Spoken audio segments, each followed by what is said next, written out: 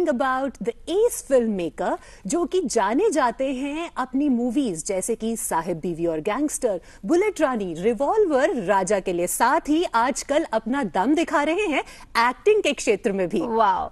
तो एक ऐसे फिल्म मेकर या मैं कहूँ Indian film producer and actor Shri Rahul Mitra ji, आइए जानते हैं उनके बारे में।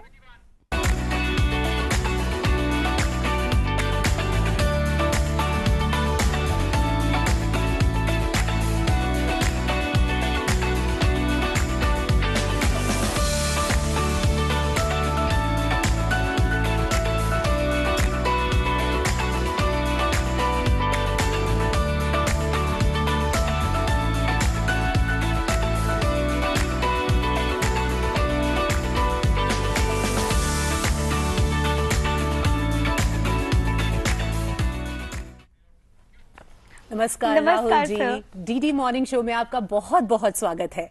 बहुत बहुत धन्यवाद। And we are really glad to have you in the studio. I am so happy to be here, thank you.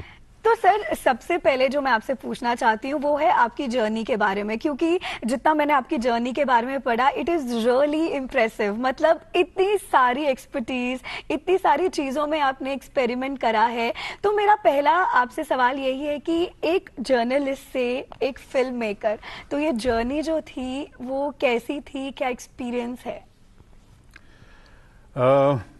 Journey तो अभी भी चल रही है और देखिए, मुझे ऐसा लगता है कि मेरे लिए कभी भी मंजिल इंपॉर्टेंट नहीं रही है। Destination is never been important. बस चलता रहूं, नई नई चीज़ों को सीखता रहूं, एक्सपीरियंस करता रहूं। बचपन से ही मुझे यही करना था। चंडीगढ़ में जहाँ पे मैं पला बड़ा और यहाँ मेरी स्कूलिंग हुई, तब से लेके ही बचपन में, अब उसको फैमिली का डार्क शीप कहें या बड़े भाइयों का छोटा भाई कहें, लेकिन I have always been looking for learning and experiencing new things. और शायद मुझे उसी वजह से कोई नई चीज करने में कभी डर महसूस नहीं होता। तो जो ये करेज है, ये मुझे लगता है बहुत इंपॉर्टेंट चीज है, क्योंकि ये आपको अपनी कंफर्ट जोन से बाहर निकालता है। और आज भी मैं सब कुछ छोड़ सकता हूँ और कुछ नया अटेम्प्ट करने की कोशिश कर सकता हूँ। क्या बात है। ये बहुत जरूरी है। एग्जैक्टली। एंड सर, मतलब कैसा लगता है, मतलब जैसे इतनी सारी चीजों का आपने एक्सपेरिमेंट किया है, so how does it feel? मतलब इतना कॉन्सेंट्रेट करना, एक होता है कि मैंने सब कुछ ट्राई करा, एक होता है सब कुछ ट्राई करके उसमें एक्सेल करा। तो it is a difference, there is a difference between two. देखिए, जब आप खुद अपने आप करते हैं और अगर आपको कोई फोर्स कर रहा है करने के लिए, बिकॉज सोसाइटी सब कुछ, पेरेंट्स तो बच्चों के लिए अच्छा ही चाहते हैं, लेकिन सब लोग बोलते हैं कि आप ऐसा कीजिए, पढ़ के ये करिए। हाँ। मैं एक सिविल सर्विसेज फैमिली से आता हूँ। पिताजी आईएएस ऑफिसर थे पंजाब में। मेरे बड़े भाई साहब मुझसे 8 साल बड़े हैं, वो आईएएस ऑफिसर हैं। वो भी उनसे जो छोटे हैं वो मेरे से 6 साल बड़े हैं। वो चार्टर्ड अकाउंटेंट है। सो दो लायक भाइयों का छोटा एक नालायक भाई था मैं। लेकिन दे वर फोकस व्हाट दे वांटेड, और मुझे कुछ नई नई चीजें सीखनी थी। तो मैं गाय, भैंसों, मुर्गियों और इसी एनवायरनमेंट में खुश रहता था। बट आज भी अगर आप देखें तो सुबह उठता हूं मैं जब, तो मुझे ऐसा लगता है कि आज क्या सीखा जाए, आज कुछ नया क्या किया जाए। बस वही है, अपनी जिदें पूरी करो, आगे बढ़ो। And like I said that courage जो है वो आपको बहुत हेल्प करता है। अगर उसके साथ थोड़ा सा कंपैशन हो और एक विजडम की तरफ आप, विजडम तो खैर अभी तो बहुत कुछ सीखना है, मैं तो अभी कुछ भी नहीं जानता, लेकिन विजडम का यही मतलब है कि नॉलेज की एप्लीकेशन। जब आपने शुरुआत की साहिब बीवी और गैंगस्टर से, जो उस समय की अगर हम परिप्रेक्ष्य को देखें तो उस समय के लिए एक बिल्कुल नया विषय था, एक बिल्कुल नया सब्जेक्ट था, और उसके बाद से आप लगातार नए नए विषयों पर ही मूवीज बनाने में लगे हुए हैं। तो जो ये सब्जेक्ट्स हैं, आप चूज कैसे करते हैं इतने अलग सब्जेक्ट्स? देखिए, आपने जब साहिब बीवी गैंगस्टर की अगर बात करें तो उस समय करीबन 13 साल पहले मेरी जर्नी, हालांकि फिल्मों में बहुत ज्यादा वक्त नहीं हुआ है, लेकिन कम समय में काफी काम हो गया। तो उस समय अगर आप नोट करें तो सब फिल्में जो हैं वो एनआरआई ऑडियंस के लिए बन रही थी। Shahrukh Khan undisputed king of Bollywood थे, लेकिन ज्यादातर फिल्में जो हैं वो एनआरआई ऑडियंस को टारगेट की जाती थी। और जैसे मैंने आपसे जिक्र किया कि मैं छोटे शहर का, चंडीगढ़ का, और मैं पिताजी लेके जाते थे माँ और धर्मवीर और उस टाइप की मल्टी स्टारर फिल्में ये देख के मैं बड़ा हुआ। तो मैं लेकिन कहीं ना कहीं उन कहानियों में एक ऑनेस्टी थी, एक रूटेडनेस थी। तो मैं चाह रहा था कि मैं अपनी कहानियां कहाँ बताऊंगा, छोटे शहरों की कहानियां जो हैं वो मुझे लगता है उसमें ज्यादा रस होता है। तो ये करने के लिए मैं फिल्मों में उतरा। और साहिब बीवी गैंगस्टर की जो जहां तक जर्नी है, तो वो मुझे यही लगा कि सोसाइटी जब बदलती है तो सोसाइटी के साथ साथ हम सब बदलते हैं और फिल्में भी बदलती हैं। तो मुझे सिर्फ उस समय ऐसा लगा कि भी आज के दौर में अगर साहिब होते तो कैसे होते, बीवी होती तो कैसी होती, और गुलाम होते तो कैसे होते। तो इसी को तोड़ा गया। और फिर मैंने देवगढ़ बारिया, एक छोटा सा कस्बा है गुजरात में, जहां पे मैंने उत्तर प्रदेश चीट किया। 28 दिन में ये फिल्म पूरी हुई और सब ने मुझे मना किया, क्या कर रहे हो, ऐसे एक्टर्स के साथ काम कर रहे हो, जिमी शेरगिल, माही गिल, रणदीप हुड्डा, एक ऐसे डायरेक्टर के साथ काम कर रहे हो जिसकी कोई फिल्म ही नहीं आई इतने सालों से। लेकिन कन्विक्शन थी और मुझे लगा कि ये करना चाहिए। और उसके बाद बस हम सभी की रेलगाड़ी निकल गई। उसके बाद फिर क्विकली सीक्वल और फिर जर्नी शुरू हुई। लेकिन मुझे इस बात का बहुत बहुत खुशी है और बहुत फक्र है कि मैं उस जर्नी का हिस्सा रहा जिसने इंडियन फिल्म के नैरेटिव को बदला। वो बहुत जरूरी था, नहीं तो उसी टाइप की फिल्में बनती रहती। तो मुझे लगता है कि इस फिल्म के बाद और तमाम जो हमको फिल्में ऑडियंसेस ने बहुत सराहा, मेरी फिल्मों को भी बहुत सराहा, और बहुत ऊपर वाले का आशीर्वाद है ऑडियंसेस। एकदम मेन स्ट्रीम सिनेमा की जब बात करते हैं तो आपकी जो मूवीज है वो एक्चुअली बहुत अलग है। सो मतलब इसके पीछे कोई रीजन कि स्पेशली ये टॉपिक्स ही लेने हैं? देखिए, मुझे लगता है कि मैंने जो जिंदगी जी है अभी तक वो उसमें कहीं ना कहीं इंपॉर्टेंट है। आप मेरी फिल्मों में देखेंगे तो लोकेशंस आपको लाइव मिलेंगे। स्टूडियो में मैं बहुत कम फिल्में शूट करता हूं। तो आपको मेरी लास्ट फिल्म टोरबाज थी जो मैंने नेटफ्लिक्स के लिए की, संजय दत्त के साथ और नरगिस फकरी। उसको आप देखें तो मैं पहला फिल्म मेकर था जिसने किर्गिस्तान में शूट की। तो -20-30 में मैं और संजू, पाजी बड़ी ठंड है, so that kind of stuff. तो मुझे मजा आता है रियल लाइफ लोकेशंस में करने का। आपने अभी टोरबाज की बात की, तो टोरबाज उस समय की एक उस तरह की मूवी थी जो आपने ओटीटी प्लेटफॉर्म पे रिलीज की।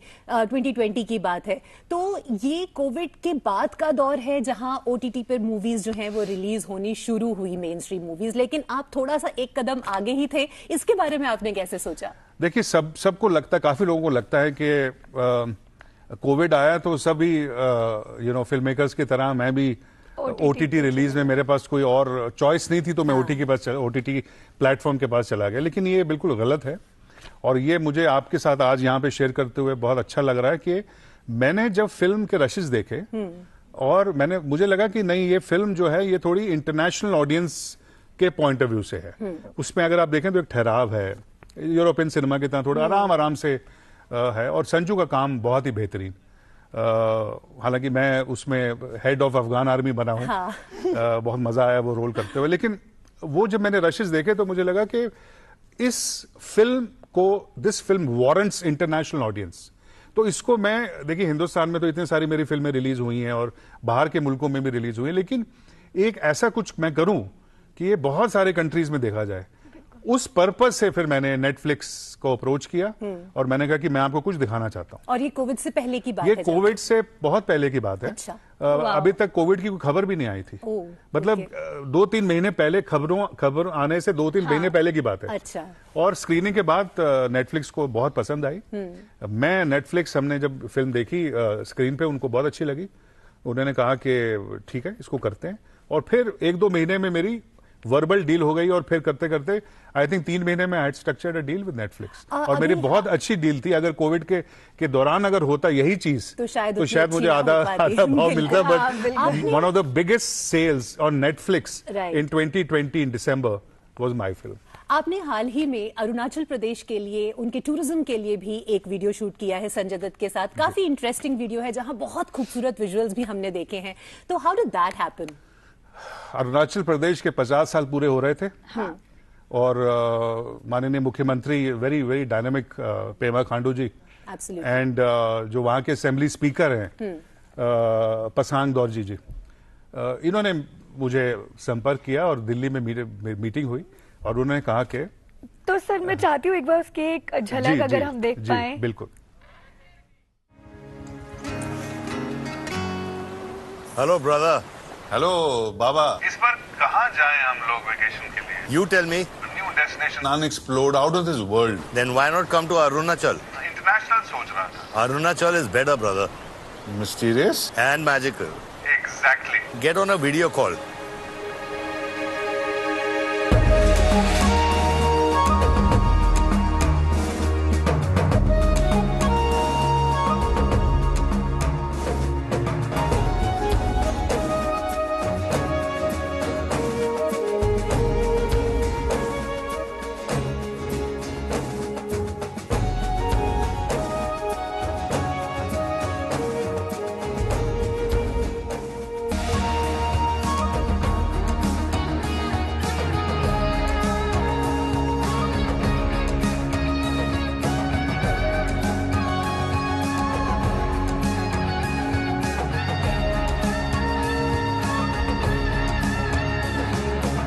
Baba, this is amazing. Arunachal is amazing, brother. इस 50 साल के सेलिब्रेशन पे मैं अरुणाचल प्रदेश के सभी निवासियों के लिए शांति, समृद्धि और खुशियों की कामना करता हूँ। अतीत का जश्न मनाते रहिए और भविष्य को संवारते रहिए। Sir very beautiful it is, but यहाँ पर आपकी एक्टिंग की भी थोड़ी सी झलक हमें देखने को मिली है। So my question for you is कि आपके जैसे हमने आप एज अ फिल्म प्रोड्यूसर आपका काम हमने देखा है और इतने सारे अवार्ड्स आपको मिले हैं, बट अगर हम एक्टिंग की बात करते हैं तो आपने एक्टिंग में भी काफी बार बहुत अच्छे अच्छे कैरेक्टर्स हमें दिखाए हैं, तो उसके बारे में अगर हम कुछ बात करें, स्पेशली अगर मैं होली काव, इंस्पेक्टर अविनाश या फाइल नंबर 323 जो कि हम देखने वाले हैं, तो क्या कहना है आपका एक्टिंग को लेकर? देखिए जी हाँ, एक्टिंग की दुकान खुल गई है अब।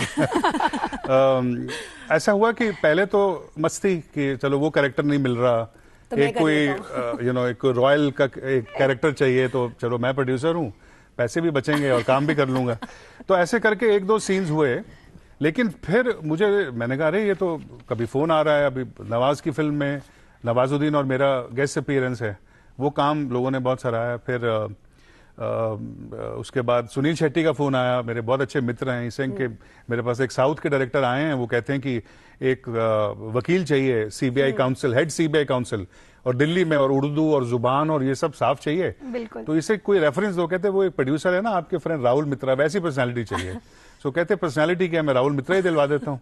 तो वो मैं एक फिल्म कर रहा हूँ, काफी बड़ा रोल है उसमें, मैं अनुराग कश्यप, सुनील शेट्टी, दिव्या दत्ता सब दोस्त हैं, अच्छे खासे कोर्ट रूम ड्रामाज हैं। फिर इम्तियाज अली का फोन आया, वो भी बहुत अच्छे दोस्त है, मेरे छोटे भाई की तरह है। और इम्तियाज का फोन आया कि सर वो मुझे ना आपकी शख्सियत चाहिए एक सीन के लिए, लेकिन एक ही सीन है दिलजीत के साथ, लेकिन बहुत इंपॉर्टेंट है, चमकीला में मैं सरदार कॉप प्ले कर रहा हूँ। बिल्कुल। और इंस्पेक्टर अविनाश में आप काफी इंस्पेक्टर अविनाश में नीरज पाठक, अगेन फ्रेंड, ही सिंह के ब्रो सीन्स हैं कुछ 2-3, और उसमें मुझे विधायक का चाहिए। और तो मैंने कहा ठीक है, फिर मैं मूछ वूछ उगा के खुद ही स्टाइलिंग करके मैं पहुंच गया 1 महीने के बाद, कपड़े भी अपने ले गया, और 3 या 4 कुछ मेरे सीन्स हैं। हाँ। और मुझे बताते हुए खुशी हो रही है कि मेरा एक सीन रणदीप के साथ काफी ट्रेंड कर रहा है, और अच्छा है। और कल परसों में ही 2-3 और फिल्में और वेब सीरीज के लिए फोन आ रहे हैं, लेकिन मैंने कहा अब मैं सिर्फ प्रॉपर कॉन्ट्रैक्ट और पैसे के लिए करूंगा। अब मैं नहीं, दोस्ती मतलब वो एक तरीका भी होता है बोलने के लिए कि the right work comes. Imtiaz ने मुझसे पूछा कि सर क्या लेंगे, मैंने कहा कुछ नहीं लेंगे, बस मुझे पग पहनने देना। और बिकॉज आई लाइक क्योंकि मैं पंजाब में पला बड़ा हूँ और मैं पंजाबी हूँ, तो मुझे लगा कि एक पग होनी चाहिए। तो मैं थोड़ा सा, चूंकि मैं कैमरा के पीछे रह चुका हूं, तो स्टाइलिंग और ये वो अब मैं खुद ही कर लेता हूं। तो I am enjoying my self, मजा आ रहा है। तो राहुल जी, आप यहाँ आए